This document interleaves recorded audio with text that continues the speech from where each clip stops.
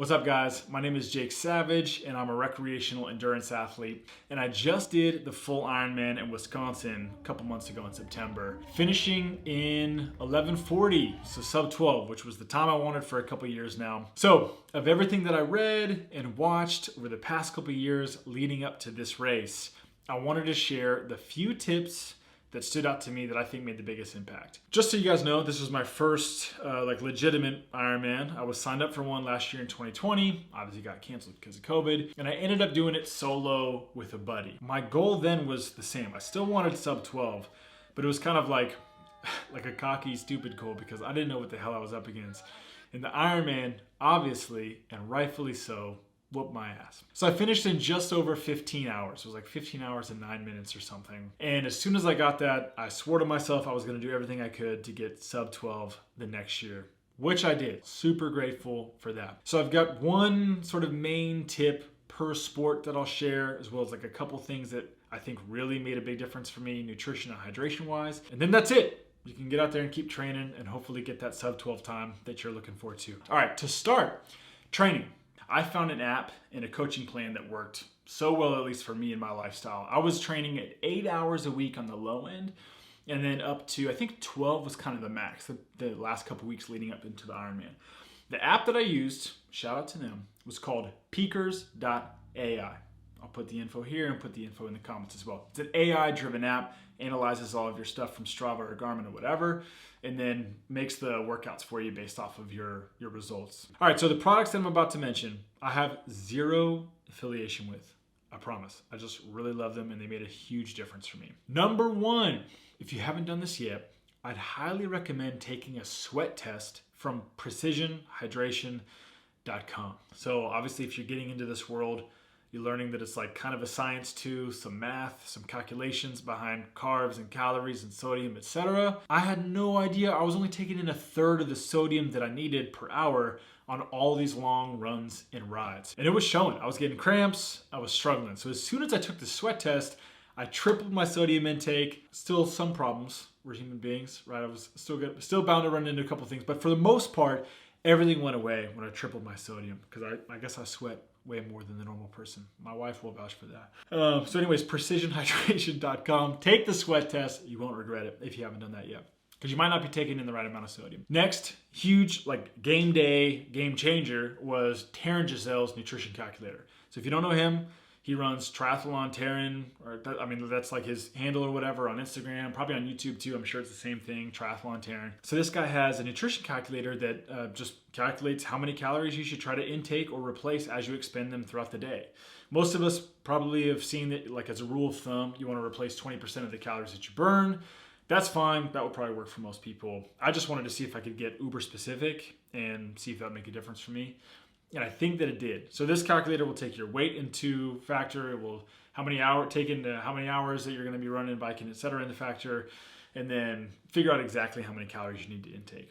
So that made a huge difference for me too. So shout out to precisionhydration.com and Taryn Giselle's nutrition calculator. I'll throw both those links in this thing as well for you guys. All right. So the one thing for the swim, the one thing for the bike, and the one thing for the run that I think all made a huge difference for me. Number one was the swim. There was a piece of wisdom that I came across on Instagram a while back, maybe like a year ago, by some dude named Couch to Kona. So shout out to him. And he was talking about his strategy for the swim. He got sub 1 hour for the 2.4 mile swim, which is obviously great. And his strategy, he said, was to go in slow, and then after settling into it a little bit, slow down even more, which was counterintuitive to me. I'm like new to a lot of this stuff, so that sounded pretty weird.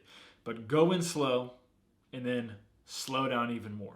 And he ended up at 59 minutes. Once I started in the water that morning, everything made sense. If you've done an Ironman, then you get this. And if you haven't done an Ironman, then you're about to experience this. Your heart rate and your adrenaline are gonna be through the roof at 6:45 a.m. right before you jump into the water.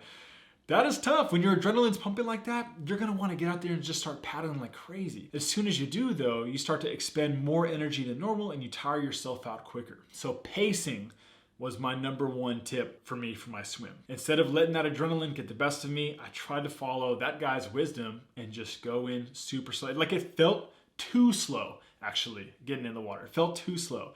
But I just stayed with it because for all my training, I I was able to take a breath 1 every 3 strokes. So I knew that if I was starting to have to breathe every other stroke, that I was expending way too much energy. There was one more thing that helped guide my pacing for the swim, which was trusting your training. In an open water swim, it's really easy to think that you're not going anywhere or that you're going slower than normal for a couple reasons. One, you don't have the black line beneath you like you do in a pool or the lap lane where you can see how fast you're going. You only really have like the distance to the next buoy or the distance to the shoreline. And if you're like a quarter or half a mile away from the shoreline, well, as you're paddling, you look up and it looks like you haven't gone that far. You know, it's like in Dumb and Dumber where he's like, according to the map, we've only gone 3 inches. Like that's what it feels like when you're out there paddling in the water. So when you feel like you haven't gone very far, you start to speed up even more. So all that is just draining your energy and setting you up for failure. So you just need to trust your training.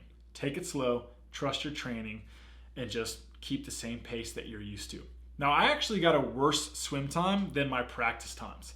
So if anything, that should just speak to the fact that your early swim or like the results of your swim it won't like completely ruin your day, which I've actually seen videos and people talking about how your swim like sets up the whole day. Forget about it. Just do what you're gonna do. Like, don't worry about it. Don't let it get to your head. I finished the swim in 1 hour 20, and I had done it like chilling in the pool in like 1 hour 14. So I was hoping to at least get 1 hour 10. I was 10 minutes behind, but I made it up on the bike. Still got sub 12 hours, so didn't freak out. No need to freak out if you're in the same boat. Anyways, pacing for the swim. That's my number 1 tip. All right, next thing that helped me tremendously on the bike. Also not mine, something I borrowed from somebody else. Again, Taryn Giselle, actually. I had found this video on YouTube that he posted. I'll put the link in, where he talked about buying a clear water bottle and then filling it up with all of the calories that you need from whatever goo that you're going to be consuming that day. Now, I love goo energies for my runs because they're more satiating, but for the bike, I fill this up with SIS, which is far less viscous than goo. So it's gonna pass through the top of this thing a lot easier. Using his calculator, I knew I needed about 1,300 calories for the bike portion alone. So I filled this up with 1,300 calories worth of SIS. And then on his calculator, it shows you how frequently you need to consume your calories. And I knew that I needed to intake about 100 calories every 25 minutes from the SIS. So from 0 all the way down to 6 hours. That was my max that I wanted for the bike. Finished it in like 5:47, I think. So from 0 to 6 hours, I marked out evenly with a Sharpie every 25 minutes. And another key point of having like the SIS, which isn't that viscous, is that if you hold it upright, it will settle pretty quickly. So that way I could see that the goo was down at the line that I needed for the time, right? Not rocket science, but this helped big time. And what I did was I bought something off Amazon. It's like a little holder / net thing to go in between my tri-bars. So it was just easily accessible and I guess still aerodynamic or whatever. That helped me a ton. I was able to intake all the calories that I needed. I felt like $1,000,000 throughout the ride. Didn't slow down one bit. Average pace was like 19.6. Grabbed a handful of bananas from the aid stations and I didn't stop once. That was another thing. But biggest thing was Taryn's nutrition tip. So that's what I'd recommend. Last thing for the run, I'm not gonna lie to you. I didn't find any single concrete tips that helped. Just because after you've swam 2.4 miles and you've biked 112, your body's freaking destroyed. But I stuck with the plan and things were going well, but I started to fall apart around like miles 13, 14, and 15. So up until then, I was averaging like a 9-ish pace. And then 13, 14, 15, I started to drift up into like a high 10, low 11 pace. And I think that's where the rest of the run could have gone seriously downhill, except for one thing. And this is what I wanted to share with you. And it's a mindset thing. So if you're not into this, whatever, sorry, you can go ahead and skip the video. But this made a huge difference for me physiologically too. So we were running on the UW campus, University of Wisconsin, and they had some like slogan on some banner that was hanging from one of the campus buildings. And the slogan said, "Forward has no finish line."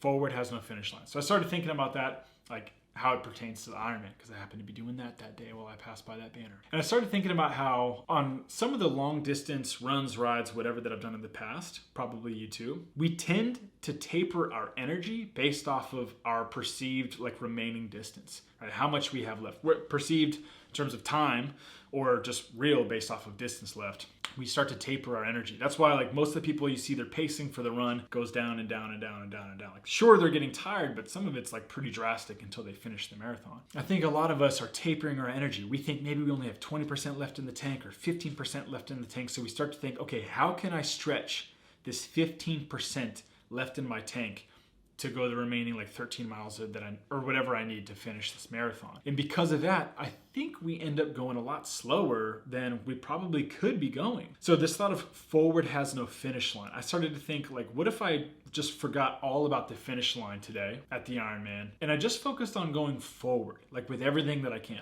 not to a finish line, just forward. Because what if I don't only have 15% left in the tank?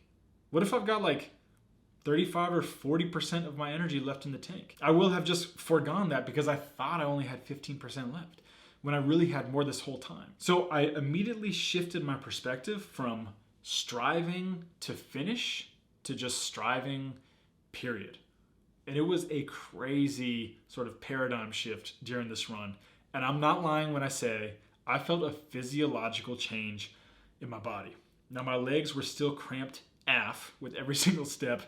Calves and quads and hamstrings, everything was cramping up. But internally and mentally, I just felt like a renewed sense of energy.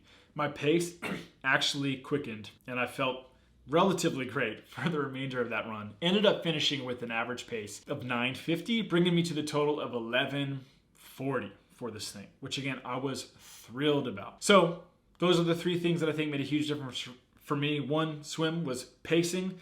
On the bike was nutrition, using that water bottle method, measuring it out. And then 3 on the run, not trying to taper my energy based off of how much I think I have left, just giving it everything I can going forward until I'm actually completely out of energy. Don't sell yourself short.